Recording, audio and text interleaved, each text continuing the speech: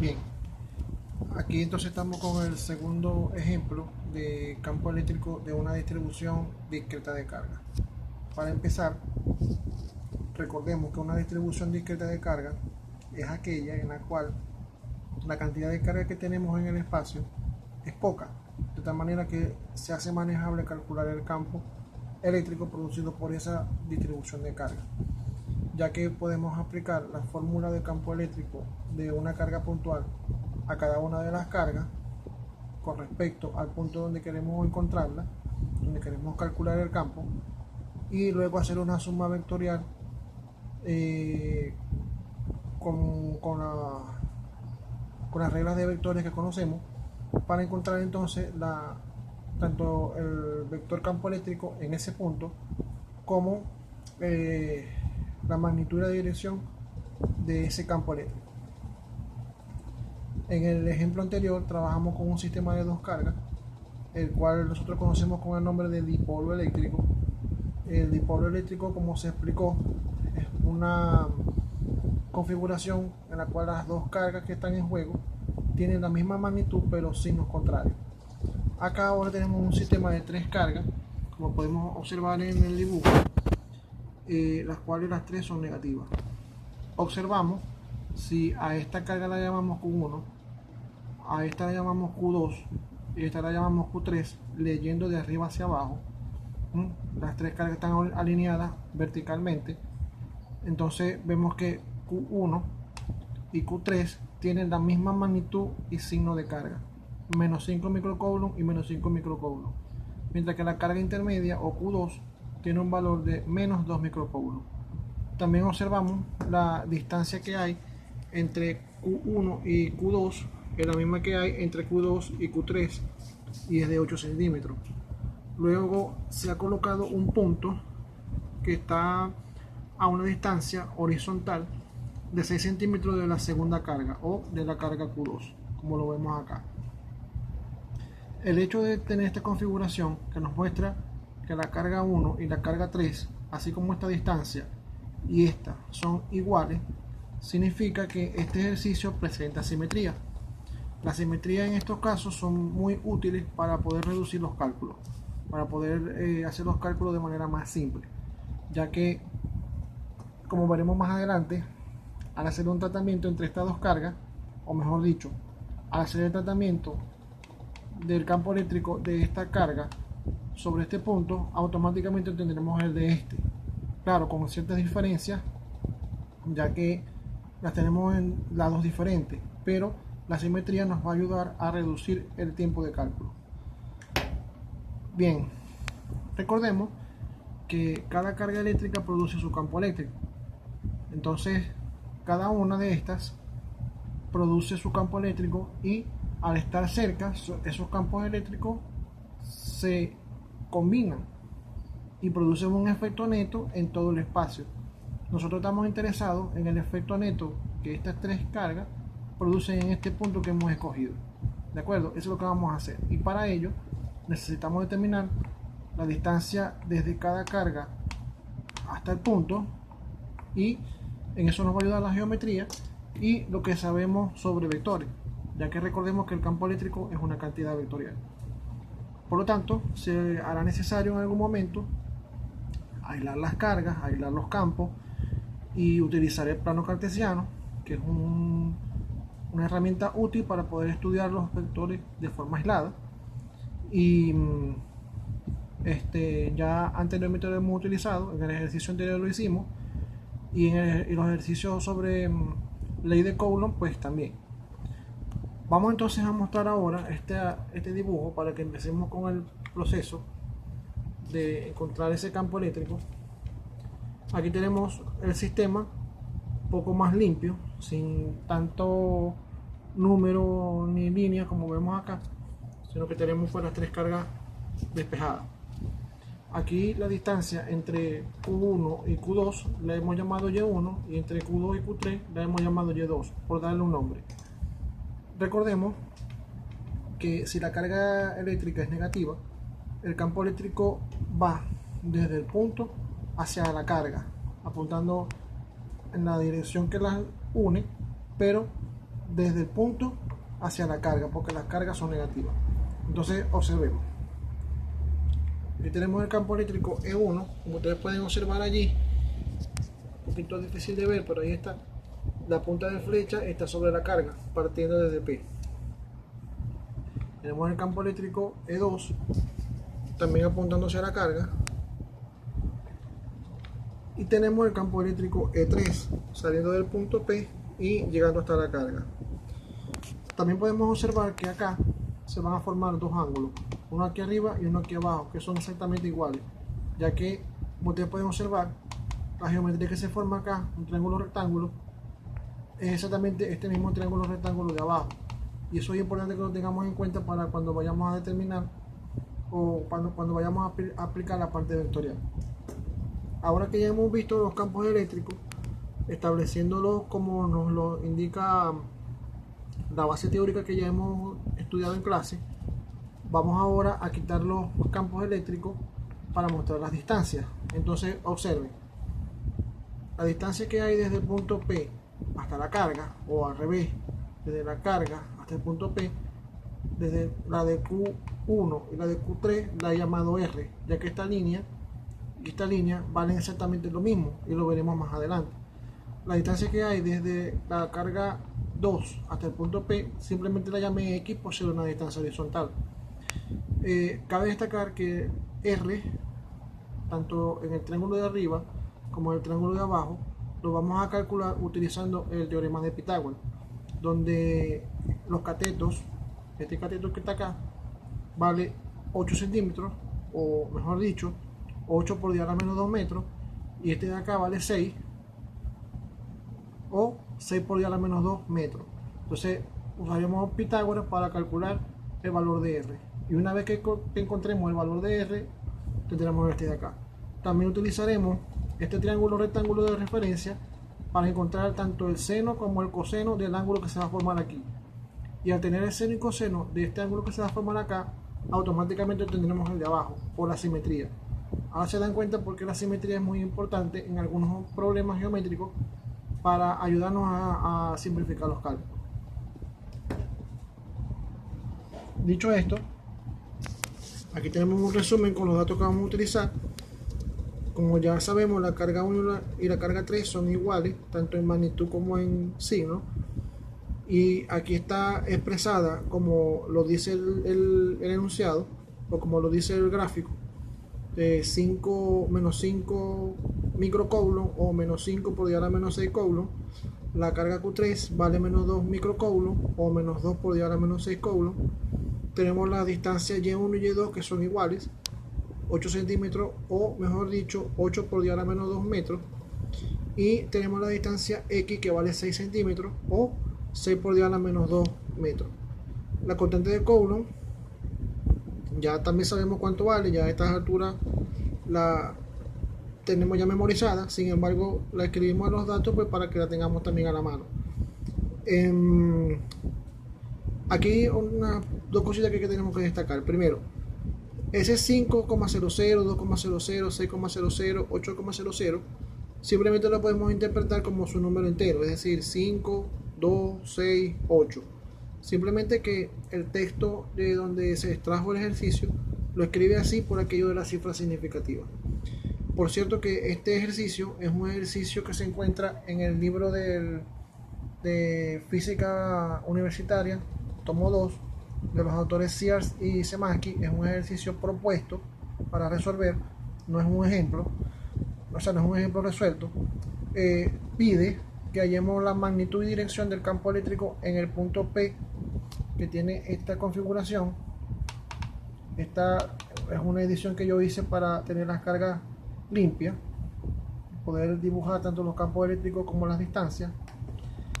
Pero al final, después que obtengamos el resultado del campo eléctrico, yo le agregué otra cosa que es interesante de ver para que también tengamos una idea de en qué podemos utilizar los resultados. Eso no está en el libro, eso lo coloqué yo. Bien, entonces continuemos con la explicación. Bien, como ya dijimos anteriormente, vamos a ayudarnos con un plano cartesiano. Y como siempre, igual que en el ejercicio anterior, lo hemos centrado en el punto P donde queremos calcular el campo eléctrico. Ahí hemos colocado los tres vectores campo eléctrico, el campo eléctrico E1, el campo eléctrico E3 y el campo eléctrico E2. Aquí podemos observar tan claramente como en el gráfico anterior que el vector E1 y el vector E3 son simétricos. Simétrico significa que la imagen de este es este o al revés, y su centro o su eje de simetría vendría siendo el eje X, ¿de acuerdo? O en este caso el subeje X negativo, porque del punto P a la derecha pues no tenemos nada representado, sino que lo tenemos acá. Vamos entonces ahora a escribir los vectores. Sin embargo, antes de escribir los vectores, observen que aquí también he dibujado, representado los ángulos que les mencioné, y lo llamé tita, pues casi siempre que más utilizamos, pero ya sabemos que este ángulo tita se repite aquí abajo por la simetría. Y más adelante pues necesitaremos calcular el seno y el coseno, pero ya anteriormente expliqué de dónde lo vamos a obtener, ¿no? Bien, como ya hemos visto con los videos de vectores, el vector E1 lo podemos escribir como menos E1X en la dirección Y más E1Y en la dirección J. La componente horizontal la coloco negativa porque si nos vamos acá, aquí yo no lo hice porque ya a esta altura pues ya nosotros deberíamos tener la habilidad de poder ver, así no lo tengamos escrito allí, de ver mentalmente la descomposición del vector E1, y nos vamos a dar cuenta de que su parte horizontal apunta hacia la izquierda, mientras que la parte vertical, para obtener el vector E1, estaría apuntando hacia arriba. Por eso E1X tiene ese signo negativo allí, porque apunta hacia la izquierda. Si decomponemos o aplicamos trigonometría para hallar lo que es E1X y E1Y, también podremos ver aquí que E1X iría con coseno, porque E1X sería adyacente al ángulo tita, E1Y sería estaría al lado opuesto del ángulo, iría con seno, y la hipotenusa, que sería E1. Por lo tanto, tenemos lo siguiente: vamos a escribirlo como menos E1 coseno de tita en la dirección Y más E1 seno de tita en la dirección J. Sacando factor común E1 nos quedaría lo siguiente: E1 va a ser igual a menos coseno de tita en Y más seno de tita en J. El vector E3, piensa que me salté E2 para hacer E3, porque E3 lo vamos a tratar exactamente igual como E1. Vamos a colocarnos aquí.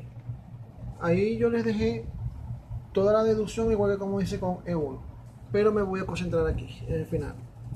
El vector E3 será E3 magnitud, dice que es E3 magnitud porque no tiene la flechita aquí arriba, igual que en el caso de E1, que multiplica a la parte del vector unitario. Sería menos coseno de tita en Y menos seno de tita en J. Recuerden que estos dos negativos es porque en el caso del vector E3, tanto su componente horizontal como su componente vertical, ambas dos son negativas. Por eso aquí vemos que los dos tienen negativo. Y observen, de nuevo, vuelvo y repito, por la simetría, que la parte del vector unitario va a llevar los mismos coseno y seno del mismo ángulo de tita. Es decir, que al calcular este coseno y este seno, automáticamente lo tendremos aquí, claro, con la salvedad de los signos, ¿no? Vamos ahora con el vector E2. Ahí lo tienen. El vector E2, por solamente tener componente horizontal, lo podemos escribir así: E2 es igual a menos E2X en Y más 0J. 0J porque en la dirección vertical no hay componente. Eso lo podemos escribir simplemente como menos E2 en la dirección Y. Y el negativo, obviamente ya sabemos que es porque está apuntando hacia la izquierda en la horizontal, pues, hacia la dirección de menos X, o del vector unitario menos Y. Lo siguiente que vamos a colocar aquí es el cálculo de R cuadrado.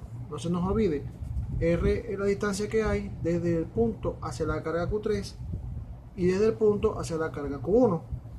Si lo calculamos una vez, obtendremos las 2R que necesitamos.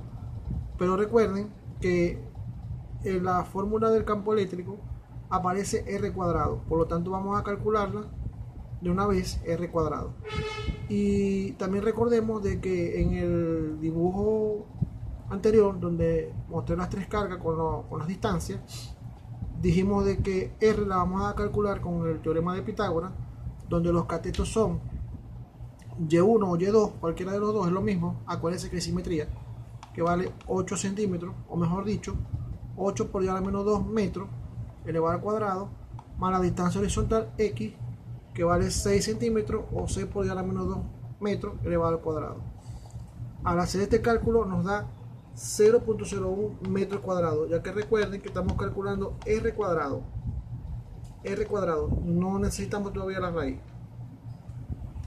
Del mismo modo, vamos a necesitar X cuadrado para cuando vayamos a calcular este campo.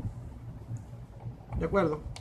Ya más adelante ustedes verán y entenderán lo que estoy diciendo y por qué es necesario que haga este cálculo. Entonces tomamos X, el valor de X, que sabemos que vale esto, lo elevamos al cuadrado y nos da 3.6 por 10 a la menos 3 metros cuadrados. Vamos ahora a calcular lo que es el coseno y lo que es el seno. De nuevo, repito, en el análisis del dibujo donde mostré los campos eléctricos y donde mostré las distancias, dijimos que íbamos a utilizar los triángulos también, no solamente para hallar R con el teorema de Pitágoras, sino para hallar coseno de tita y seno de tita, porque lo vamos a necesitar. Aquí está. En el caso del coseno, es cateto adyacente sobre hipotenusa. Si ustedes van al dibujo anterior, vamos a buscarlo rapidito. Acá, si el ángulo tita está aquí, X va a ser adyacente a tita, mientras que Y1 o Y2, porque podemos trabajar con este triángulo o con el de abajo, es igual. Vamos a darnos cuenta de que Y es opuesto y R va a ser la hipotenusa. Entonces ya sabemos que la Y vale 8 por 10 a la menos 2, la X vale 6 por 10 a la menos 2 y la R, y ya la hemos calculado aquí, 0.01 metro cuadrado. R cuadrado, por supuesto. Acá cuando la vayamos a utilizar, como es R, si tomamos este número y le sacamos la raíz cuadrada. Aquí estamos sustituyendo y me da 0.6. Luego con el seno hago lo mismo. Recuerden que el seno es cateto opuesto sobre hipotenusa. Ya vimos con el dibujo la Y, sea Y1 Y2. Fíjense que no coloqué ni Y1 ni Y2 porque da igual, es lo mismo, simplemente coloqué Y entre R. Aquí está la sustitución y aquí está el resultado. Y finalmente aplicamos la fórmula del campo eléctrico para una carga puntual. Lo estoy haciendo para la carga Q1, la primera de las tres cargas que tenemos en el sistema que mostramos al principio. Entonces sería la constante de Coulomb por Q1 dividida entre R cuadrado, ya que recuerden que la distancia que hay entre el punto donde queremos hallar el campo y la carga 1 es R. Entonces ahí está. Aquí estoy sustituyendo los valores. Fíjense que yo sé de por sí que la carga Q1 es negativa, pero aquí no estoy tomando en cuenta el signo de la carga, porque estoy calculando la magnitud de E1. Utilizo R cuadrado, el que calculamos al principio. Y acá está el resultado. Este resultado lo podemos simplificar si lo escribimos en notación científica. Más adelante vamos a ver que lo escribí en esa notación. Simplemente aquí al final del último cero hay una coma. Esa coma la podemos mover hacia la izquierda. Yo lo hice moviéndolo hasta el 45. 1, 2, 3, 4, 5. Es decir que el campo eléctrico E1, igual que el campo eléctrico E3, en magnitud es o sería 45 por 10 elevado a la 5, y las unidades Newton sobre Coulomb. Aquí me las estoy ahorrando las unidades en el cálculo porque ya yo sé que todo esto está en unidades internacionales. Por lo tanto, el resultado me tiene que dar en Newton sobre Coulomb. Y aquí estoy colocando que es igual a E3, pero ojo, no nos confundamos. Estamos tratando de las magnitudes. la magnitud de este vector, es decir, el tamaño de este vector, es exactamente igual al tamaño de este vector. Y recuerden que los tamaños no importa para dónde estén, ni si están en el primer cuadrante, segundo cuadrante, no importa. El tamaño es un valor y ya. ¿De acuerdo? Entonces, no nos confundamos. Esto que yo estoy asegurando aquí, es simplemente que estoy diciendo que la magnitud del vector E1 es igual a la magnitud del vector E3. No, espero que no haya confusión con eso. Vamos a calcular ahora la magnitud del campo eléctrico E2. Y allí, fíjense que la distancia que voy a utilizar es la de X. Por eso aquí me tomé la molestia de hacer este cálculo. Porque aquí lo voy a necesitar. Aquí lo tengo, Sustituyo. Vuelvo y repito. Aquí yo sé que esta carga es negativa, pero como estoy hallando una magnitud, me olvido del signo de la carga. Simplemente trabajo con los valores. Las unidades me las ahorro porque sé que estamos en unidades internacionales y aquí está el resultado. Si lo llevamos a notación científica sería 50 por 10 a la 5 newton sobre Coulomb. Bien, ya tengo entonces todos los ingredientes necesarios para hacer este cálculo. Porque fíjense que E2, ahora que ya sé que su magnitud es 50 por 10 elevado a la 5 newton sobre Coulomb, eso lo sustituyo aquí y listo, tengo el campo eléctrico E2 en forma vectorial. Pero estos dos campos eléctricos, sí que tengo que calcularlo. Vamos a hacerlo. Aquí está. Fíjense que aquí, en este cálculo, he colocado los campos eléctricos en notación científica. ¿Ven? Aquí el resultado del seno y del coseno con su signo. Y aquí está el vector campo eléctrico E1. Aquí lo tienen. Voy ahora con el vector campo eléctrico E3, perdón. Fíjense que el campo eléctrico E3 hice lo mismo. Multipliqué este numerito por los valores de seno y coseno, pero teniendo cuidado de los signos. Miren. Recuerden, el vector E3 va a tener estos mismos valores, los mismos valores numéricos, pero los signos no van a ser iguales. Fíjense, aquí está. ¿Y esto por qué? Porque hay simetría. Ahora ustedes se dan cuenta que porque la simetría nos ayuda mucho a simplificar los cálculos. Y acá escribo el vector E2, como les había dicho, menos 50 por 10 elevado a la 5, dirección y unidades en newton sobre Coulomb. Ahora, para encontrar el vector E, vector campo eléctrico total, lo que debo hacer es sumar vectorialmente estos tres vectores que ustedes ven aquí. Algo que debemos de notar, que no lo hemos dicho, en el ejemplo anterior nosotros hicimos una suma de vectores gráfica y pudimos ver desde un principio el vector resultante en forma gráfica. Aquí no lo hemos hecho. ¿Lo pudimos haber hecho? Sí. Pudimos haberlo hecho, y pudimos haberlo hecho utilizando el método del polígono, por ejemplo.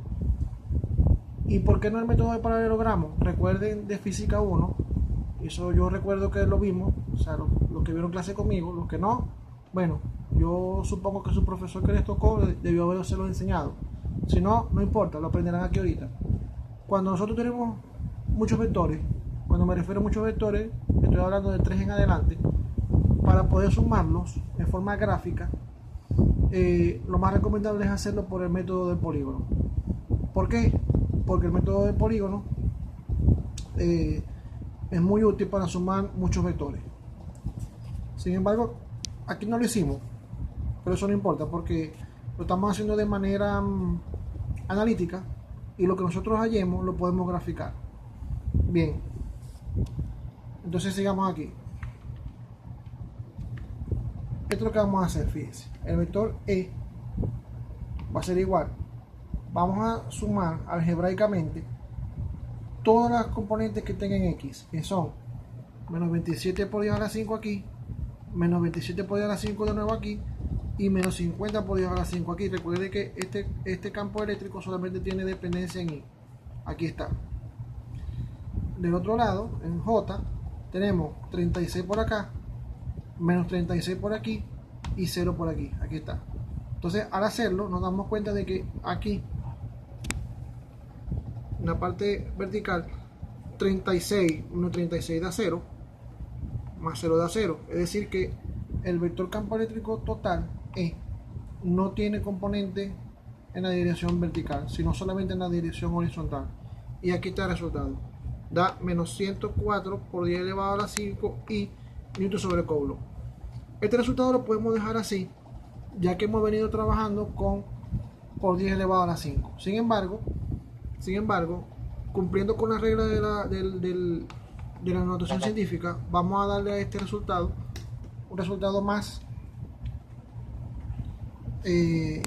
concreto, que sería este: E igual a menos 1.04 por 10 a la 7. Es decir, lo que hice fue acá rodar la coma 2 pasos más, para que entonces aquí tuviéramos por 10 elevado a la 7. ¿Es obligatorio hacerlo? No. Este resultado, igual que este, son válidos. Aquí simplemente lo que hicimos fue escribir aquí un valor que estuviera entre 1 y 10. Nada más. Aquí podemos ver entonces el resultado. Desde luego tenemos las tres cargas que nos dieron al principio, con el punto centrando el eje cartesiano para mostrar nuestro vector resultante. Ahí está, ese es el vector resultante, campo eléctrico resultante. Ahora se nos plantea lo siguiente. Antes de plantear, vamos a quitarlo. El campo eléctrico total o resultante tiene una magnitud de 1.04 por 10 a la 7 en dirección horizontal, apuntándose a la izquierda, apuntándose a la carga Q2. Es el campo eléctrico total resultante. Ahora sí, acá, si colocamos un protón en el punto P, que en principio está en reposo, ¿cuánto tiempo tardará el protón en estar a 1 centímetro antes de llegar a Q2? ¿Y con qué velocidad llegará a ese punto? Bien, nos están diciendo que vamos a colocar un protón aquí, en el punto donde estamos calculando el campo eléctrico, ¿de acuerdo? El protón tiene carga positiva. Al soltarlo, nosotros lo colocamos aquí. Mientras lo estemos sosteniendo, él está ¿qué? En reposo. No se mueve, pues. Una vez que lo liberamos, él empieza a moverse, atraído por la carga esta negativa, que es considerablemente más grande que la del protón. Entonces él se va a mover en esta dirección. Y queremos saber qué tiempo le va a tomar en ir desde aquí hasta, digamos, aquí, 1 centímetro antes de llegar a este. Recordemos que de aquí para acá hay 6 centímetros. O sea, queremos saber qué pasa, qué tiempo tarda en recorrer los 5 centímetros desde aquí hasta acá en horizontal. Y queremos saber con qué velocidad llega a ese punto. Vamos a hacerlo. Ok, bueno, aquí no coloqué las animaciones correspondientes, pero no importa. Vamos a colocarla toda y vamos por partes. Primero, aquí arriba. Nosotros sabemos que el campo eléctrico es igual a fuerza dividido entre carga. Esta carga es la carga del protón, que es la E, es porque la E del electrón, acuérdense que el protón y el electrón tienen la misma carga, pero el más indica que se trata de un protón, o sea que vamos a utilizar el valor positivo de la carga del protón. El campo eléctrico magnitud, fíjense, ya lo tenemos, lo acabamos de calcular, del total. Y queremos entonces, a partir de aquí, hallar la fuerza F que actúa sobre el protón. ¿Qué hacemos? De aquí despejamos F. Sustituimos los valores. Aquí está el valor de la carga del protón y aquí está el valor del campo eléctrico que acabamos de calcular, el total en magnitud. La fuerza entonces es de 1.667 por 10 a la menos 12. Perdón, aquí no es Coulomb, aquí es Newton. Aquí hay que corregir esto y no colocar C de Coulomb, sino N de Newton. Esta es la fuerza con la cual el protón va a ser atraído hacia la carga negativa, y esta es la fuerza que hará que nuestro protoncito se mueva. Ustedes podrán decir, esta es una fuerza muy pequeña para nosotros, pero para el protón es un martillazo, es fuerte. La fuerza es fuerte para el protón. Bien, a partir de la segunda ley de Newton sabemos que fuerza es igual a masa por aceleración, ¿de acuerdo? Conocemos ya la fuerza y la masa del protón es un valor que está tabulado, o sea, lo podemos conseguir. Ustedes lo buscan y aquí está, porque fíjense que de esta fórmula vamos a despejar la aceleración. Aceleración es igual a fuerza dividido entre masa. La fuerza la acabamos de calcular, la masa la buscamos en cualquier libro o en la internet. Aquí está, 1.672.6 por 10 a la menos 27 kilogramos. El Newton, recuérdense que se descompone en kilogramos por metro sobre segundo cuadrado. Se cancelan los kilogramos y queda metros sobre segundo cuadrado. Nos da este resultado, 9.95 por 10 a la 14, que lo podemos aproximar a 10 por 10 a la 14 metros sobre segundo. Bien, ¿para qué necesitamos la aceleración? Recuerden que queremos hallar el tiempo que tarda en ir desde el punto donde calculamos el campo hasta 1 centímetro antes de la carga 2, ¿recuerdan? Entonces, fíjense, nosotros vimos en física 1 esta fórmula de cinemática para calcular distancia cuando la aceleración es constante. Velocidad inicial por tiempo más aceleración por t cuadrado dividido por 2. Pero resulta que en principio el protón estaba en reposo, ¿recuerdan? Entonces esta parte se va a anular porque la velocidad inicial vale 0. Nos queda esta. A partir de aquí despejamos el tiempo, nos queda así. Sustituimos los valores. Recuerden que todo está en unidades internacionales. Al final el tiempo nos tiene que quedar en segundos. Entonces el protón tarda 1 por 10 elevado a la menos 8 segundos. O sea, tarda mucho menos que un microsegundo. Un microsegundo es cuando esto está por 10 a la menos 6. El tiempo aquí está 2 órdenes de magnitud por debajo del microsegundo. O sea que eso es muy rápido. Eso nosotros no lo vemos. No lo podemos ver. ¿De acuerdo? Entonces es un tiempo extremadamente corto, pues lo cual es consistente pues con las partículas pequeñas. Y finalmente, para llegar a la velocidad final, también utilizamos esta fórmula de cinemática. Dice velocidad final es igual a la velocidad inicial más aceleración por tiempo. Igual, sabemos que esta vale 0 porque parte del reposo. La aceleración la tenemos, el tiempo lo acabamos de calcular, sustituimos los valores y nos da 1 por 10 elevado a la 7 metros sobre segundo. Esta es una velocidad fantástica, pero observen que da por 10 elevado a la 7. Está bien este resultado. ¿Saben por qué? Porque la velocidad de la luz está en el orden de 10 a la 8. Quiere decir que la velocidad de este protón está un orden de magnitud por debajo de la velocidad de la luz, lo cual está bien, porque recuerden que hasta el momento no hay nada que se mueva más rápido que la luz. ¿De acuerdo? Bien, entonces esta parte no la pide el ejercicio del libro, como se lo dije, la coloqué yo, pero es para que ustedes vean qué otras cosas más podemos hacer con todos estos resultados. Y aquí, como les mencioné en algún principio, cuando estuvimos al principio de clase,